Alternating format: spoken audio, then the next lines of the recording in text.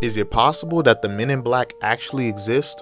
In 1968, Jack Robinson, a UFO researcher from New Jersey, claimed that a man in black was terrorizing him and his wife. Jack said that it appeared that someone had been going through his apartment and that he would see a man standing outside of his home frequently until one of his neighbors managed to snap a picture. There's a picture of the supposed man in black.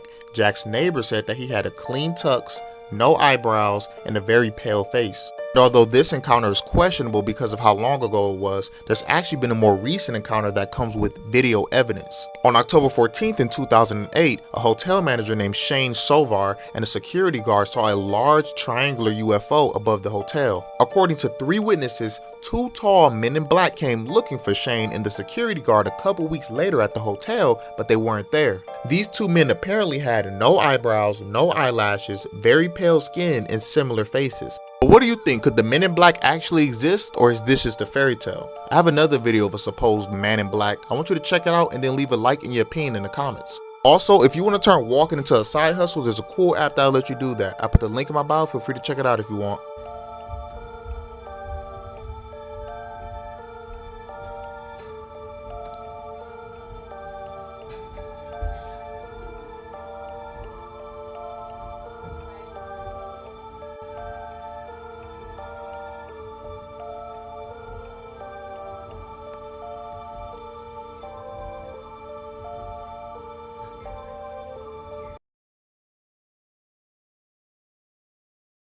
The men in black are real.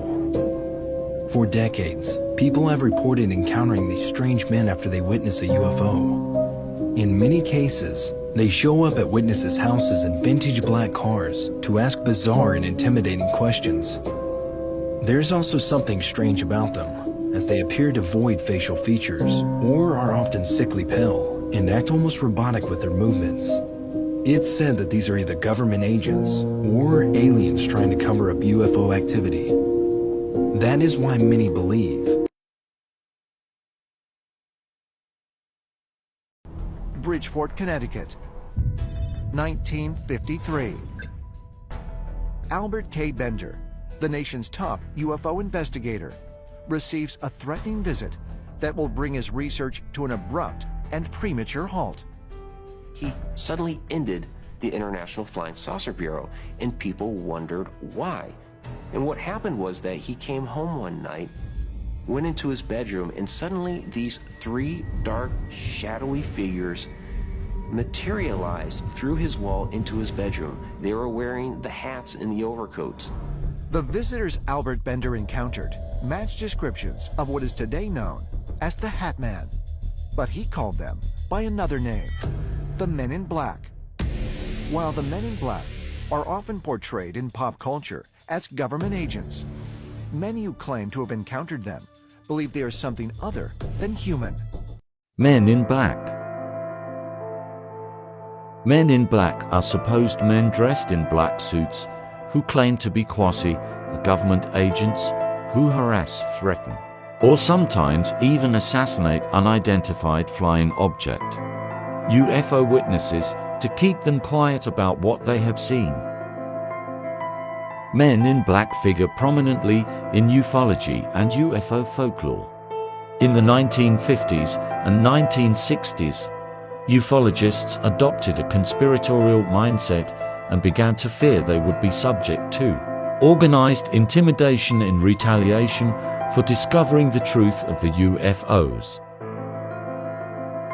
The mysterious men are rumored to be working for unknown organizations, as well as various branches of government allegedly tasked with protecting secrets or performing other strange activities. In the next video you're about to see, a man claimed he saw a UFO, and a couple of days later, 2 mysterious men decide to pay him a visit at his work.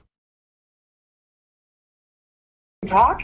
And I said, sure, no problem. So I brought him into my office, and he says, something really weird happened here yesterday, and you weren't here. He said, there's a couple really strange-looking men that were here, and they kind of freaked everybody out, and they were asking questions about you. And of course, now I'm getting a little bit nervous, and I'm like, what are you talking about? And he said, well, they were He goes, I don't know how to describe them except for extremely odd looking. They were really, really tall, like 6'5" at least, he said, and they were identical height. They were the exact same height, they were wearing the exact same clothes, and they had the exact same faces, like they were twins.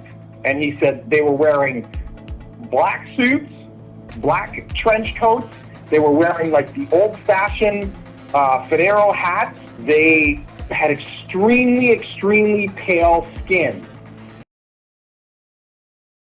Happy haunting.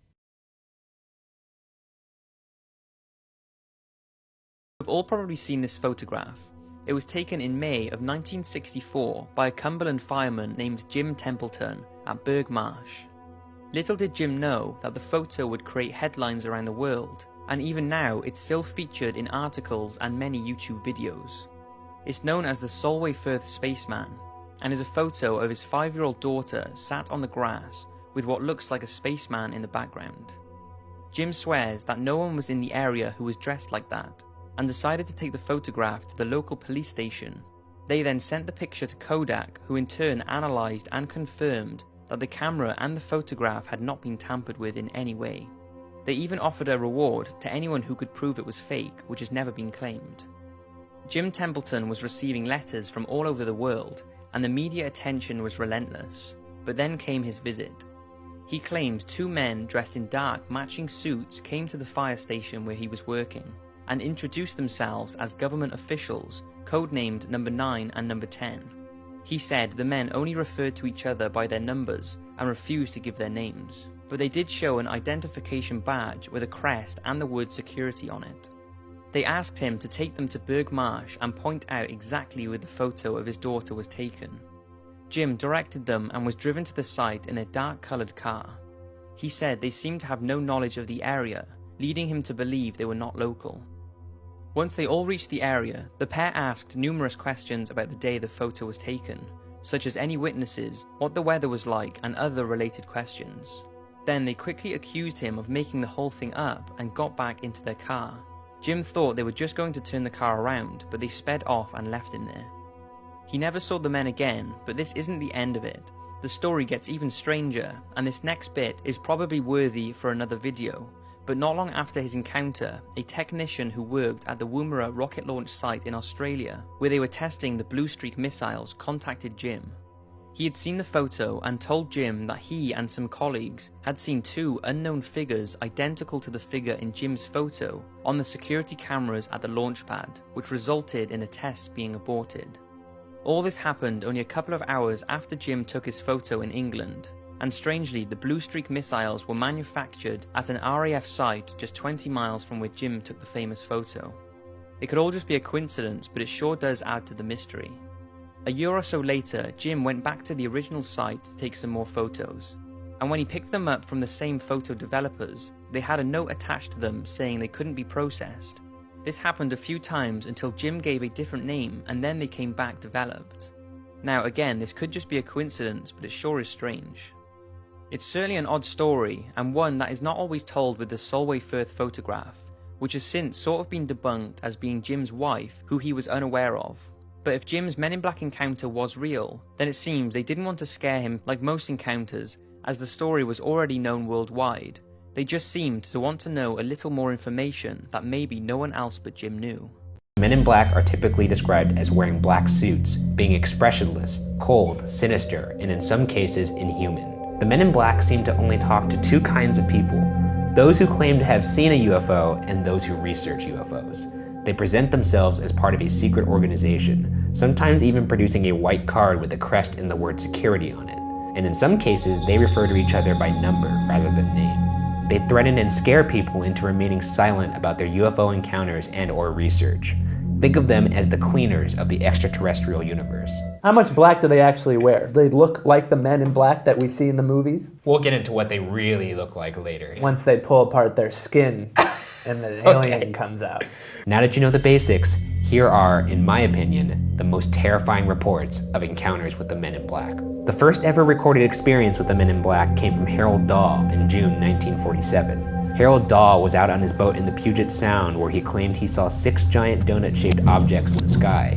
One of the objects fell apart, spilling debris that killed his dog and injured his son. He took photos of the debris but said they were later fogged over by a man in black who told him not to speak of the incident. They had donuts in 1947? How old are donuts? What? You said he saw donut-shaped objects in the sky. That's what you were thinking of when I was telling you that story? His fucking dog died. Yeah. Okay. The next incident comes from Robert Richardson in 1967. Robert Richardson reported that he collided with a UFO while driving at night in Toledo, Ohio. On impact, the object vanished. Richardson took home a small lump of metal that he believed was from the UFO. A week later, Richardson said he was visited by 2 men in black suits. He said the 2 men asked for the piece of metal from the site, but when Richardson informed them that he had turned it over for testing, they threatened him. Quote, "If you want your wife to stay as pretty as she is, then you'd better get the metal back." End quote. Richardson never heard from the men again and still has no idea how they knew about the metal. Why didn't he go to the police? Why did he search on the internet? What do I do? I think he may have gone to the police. There is no internet, by the way. It's in 1967. He probably just searched. However people searched back then, I don't know. Fucking encyclopedias. I don't know. Jinx. The next encounter happened in New Jersey in 1968. Jack Robinson, a UFO researcher, and his wife Mary were terrorized by a man in black that would stand across the street from their apartment building. They reported their apartment appeared to be rummaged through, and after seeing the strange man for 3 days in a row, their friend Timothy Green Beckley decided to get a closer look and managed to snap a picture. This is a rare instance of a reported MIB caught on camera. How do we know he's actually dressed in black if it's a black and white picture? Could be a dark navy. Okay. These next encounters I'm going to go over are a little more bizarre and offer much stranger implications. On September 11th, 1976, Dr. Herbert Hopkins Slim, remember those Twin Towers? Yeah, what about them? I don't think they're gonna be so tall anymore. Oh, no.